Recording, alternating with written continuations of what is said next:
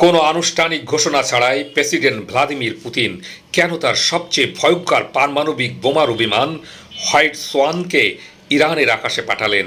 এর পেছনে রাশিয়ার আসল উদ্দেশ্যটাই বা কি? চীনের নাগরিকদের ইসরায়েল থেকে সরিয়ে নেওয়া হচ্ছে। তারা কি এমন কিছু জানে যা বাকি বিশ্ব এখনো জানে না? আর সবচেয়ে বড় প্রশ্ন, ইরানের আকাশে রাশিয়ার এই হোয়াইট সোয়ানের উপস্থিতি কি মধ্যপ্রাচ্যের আমেরিকার একচ্ছত্র আধিপত্যের যুগের অবসান ঘটালো, এবং এটি কি নতুন করে ইসরায়েলের ইরান আক্রমণের বহু পুরনো স্বপ্নকে চিরতরে কবর দিয়ে দিল? এই সব ভয়ঙ্কর প্রশ্নের উত্তর জানতে ভিডিওটিতে একটি লাইক দিন আর শেষ পর্যন্ত আমাদের সাথে থাকুন। শ্বাসরুদ্ধকর নাটকের সূত্রপাত হয় যখন বিভিন্ন দেশের গোয়েন্দা স্যাটেলাইট এবং ওপেন সোর্স ইন্টেলিজেন্স প্ল্যাটফর্মগুলোতে একই দৃশ্য বারবার ধরা পড়তে থাকে।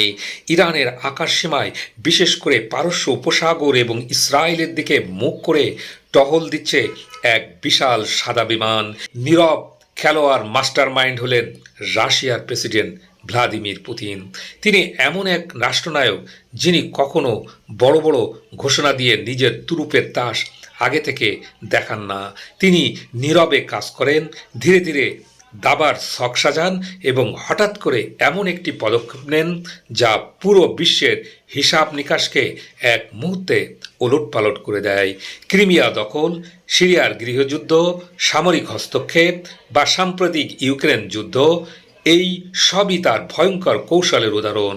আর এবার মনে হচ্ছে রাশিয়া ঠিক তেমনি আরও একটি বড় চাল দিয়েছে, এমন একটি কৌশলগত পদক্ষেপ যা মধ্যপ্রাচ্যে পুরো সামরিক এবং রাজনৈতিক মানচিত্রকে নতুন করে আঁকতে বাধ্য করবে।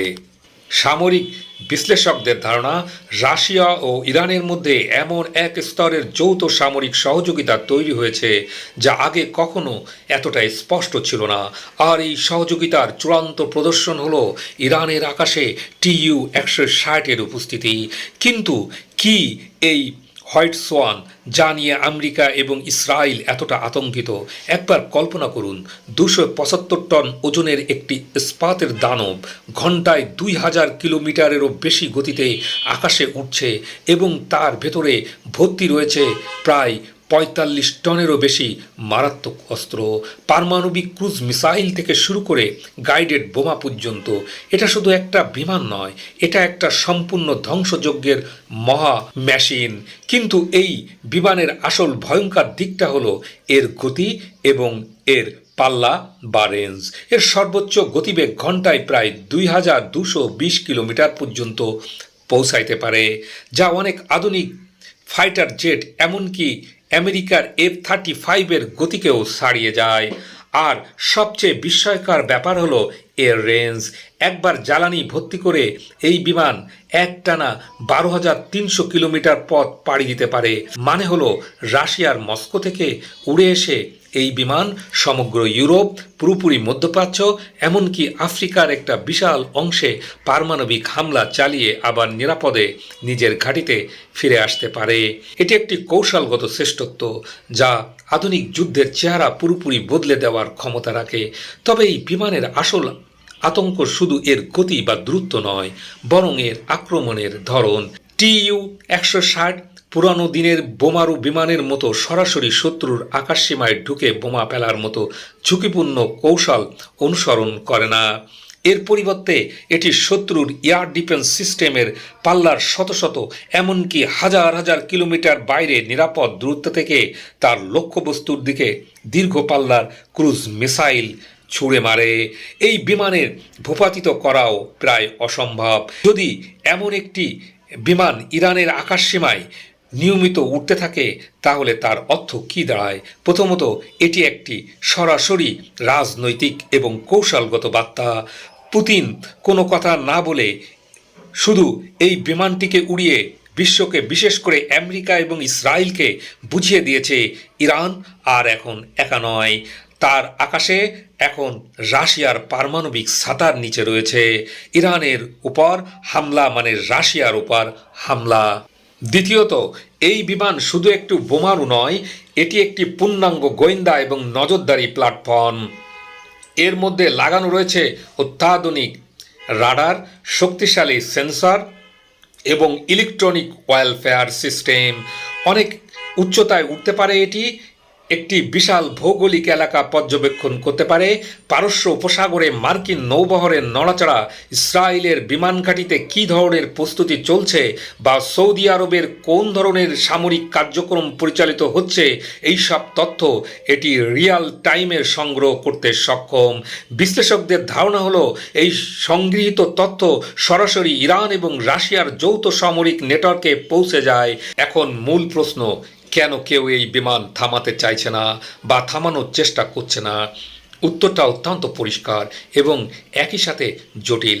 আমেরিকা এবং তার মিত্ররা খুব ভালো করেই জানে, যদি কেউ TU-160-এর বিরুদ্ধে কোনো সামরিক পদক্ষেপ নেয়, যেমন গুলি করে নামানোর চেষ্টা করে, তাহলে রাশিয়া সেটাকে তাদের সার্বভৌমত্বের ওপর আক্রমণ এবং সরাসরি যুদ্ধ ঘোষণা হিসাবে গণ্য করবে।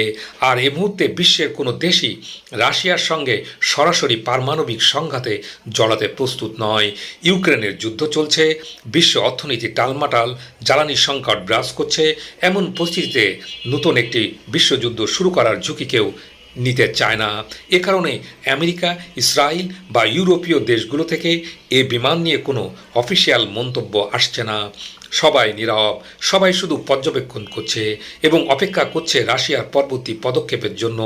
আর এই ভয়ঙ্কর বাস্তবতার কারণেই হয়তো চীন তাদের নাগরিকদের ইসরায়েল থেকে সরিয়ে নিতে শুরু করেছে। বেজিং হয়তো এমন গোয়েন্দা তথ্য পেয়েছে যে মধ্যপ্রাচ্যে যে কোনো মুহূর্তে একটি বড় সংঘাত শুরু হয়ে যেতে পারে, যার স্ফুলিঙ্গ হবে রাশিয়ার এই হোয়াইট সোয়ান। তারা হয়তো বুঝতে পেরেছে, ইসরায়েল যদি মরিয়া হয়ে নতুন কোনো ভুল পদক্ষেপ করে ফেলে, তাহলে রাশিয়া তার পূর্ণ শক্তি নিয়ে ঝাঁপিয়ে পড়বে এবং সেই যুদ্ধ শুধু মধ্যপ্রাচ্যেই সীমাবদ্ধ থাকবে না। ইরানের আকাশে রাশিয়ার হোয়াইট সোয়ানের উপস্থিতি মধ্যপ্রাচ্যের ক্ষমতার ভারসাম্যকে চিরতরে বদলে দিয়েছে। ইসরায়েল যে দীর্ঘদিন ধরে ইরানের পারমাণবিক স্থাপনার উপর বিমান হামলার হুমকি দিয়ে আসছিল, সে হুমকি এখন একটি ফাঁকা বুলিতে পরিণত হয়েছে। কারণ ইরানের আকাশে এখন এমন এক বিশাল বিমান রয়েছে যা শুধু প্রতিরক্ষায় না, বরং পাল্টা আক্রমণও করতে পারে এবং সে আক্রমণ হবে অত্যন্ত ভয়াবহ। সৌদি আরব এবং সংযুক্ত আরব আমিরাতের মতো উপসাগরীয় দেশগুলো এখন নতুন করে তাদের পররাষ্ট্রনীতি এবং নিরাপত্তা কৌশল নিয়ে হিসাব করতে বাধ্য হচ্ছে। আমেরিকাও তাদের মধ্যপ্রাচ্য নীতি পুনর্বিবেচনা করছে, কারণ এখন তারা শুধু তাদের একক আধিপত্য এখানে বজায় রাখতে পারবে না।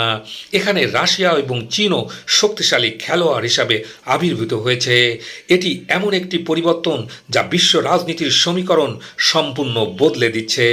এখন আপনাদের কাছে প্রশ্ন, আপনারা কি মনে করেন ইরানের আকাশে রাশিয়ার এই বোমারু বিমানের উপস্থিতি তৃতীয় বিশ্বযুদ্ধের সূচনা করতে পারে? এবং এ ঘটনা কি প্রমাণ করে যে আমেরিকা মধ্যপ্রাচ্যের নিয়ন্ত্রণ সম্পূর্ণভাবে হারাতে বসেছে?